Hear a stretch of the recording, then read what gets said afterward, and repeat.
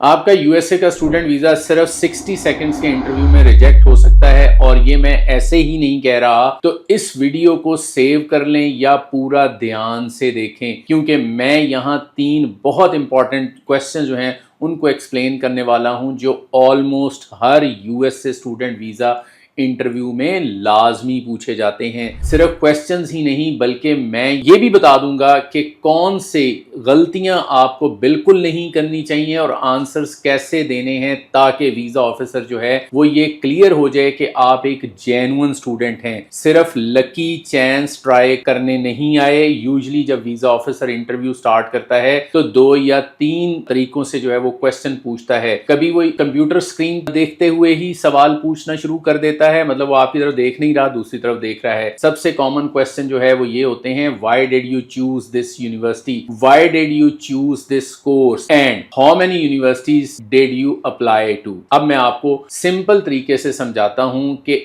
इन questions का right answer कैसे देना है। सबसे पहले आपका आंसर उसको ये दिखाना चाहिए कि आपने प्रॉपर रिसर्च की है, आप ऐसे ही नहीं इस यूनिवर्सिटी को सिलेक्ट किया।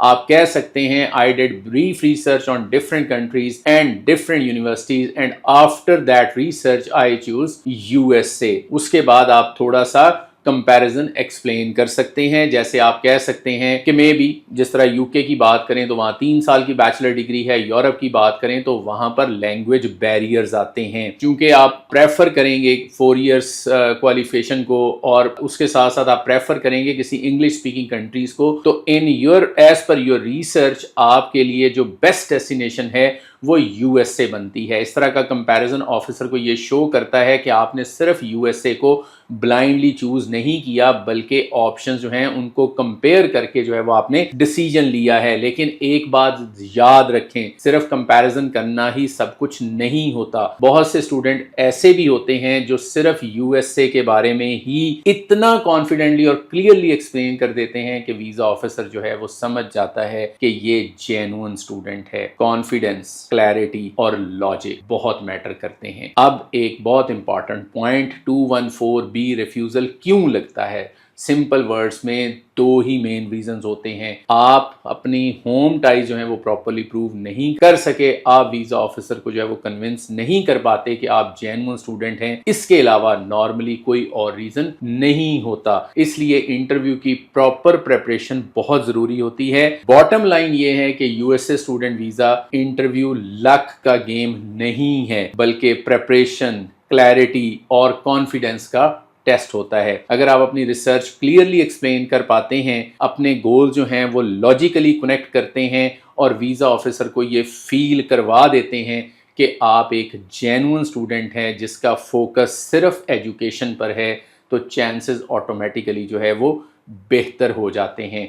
इसलिए इंटरव्यू को लाइटली मत लिया करें, प्रॉपर प्रेपरेशन करें, अपने आंसर जो हैं उनको प्रैक्टिस करें और इंटरव्यू रूम में काम और कॉन्फिडेंट रहें। याद रखें, सिर्फ एक शॉर्ट इंटरव्यू होता है, लेकिन उसका इम्पैक्ट आपके फ्यूचर पर बहुत बड़ा होता है। अगर आप सही तरीके से तैयार हैं तो आप अपना केस जो है वो क्लियरली प्रेजेंट कर सकते हैं, और यही सबसे इंपॉर्टेंट चीज होती है। अगर आप जिस दिन आपका इंटरव्यू है आप थोड़ा कॉन्फिडेंट रहे, काम रहे, आपने क्वेश्चन जो पहले से पता है उनकी प्रॉपर तैयारी की हुई और आप डॉट्स को कनेक्ट कर सके, और आप घबराए नहीं कि वीजा ऑफिसर जब उधर देख रहा है और बात आपसे कर रहा है, वो सिर्फ आपका कॉन्फिडेंस चेक कर रहा है कि आप कितने कॉन्फिडेंटली जो है वो चीज़ों को जो है वो अंडरस्टैंड करते हैं, किस तरह से रिस्पॉन्ड करते हैं, आपकी बॉडी लैंग्वेज क्या है, आपकी टोन, पिच, ये सब चीज़ें क्या हैं। अगर आप उन 2, 4, 5, 10 मिनट जितना भी लंबा इंटरव्यू होता है उसमें स्टेज आपको हैंड ओवर कर दिया जाता है, अगर आप परफॉर्म कर गए तो वीज़ा आपको डेफिनेटली मिल जाएगा।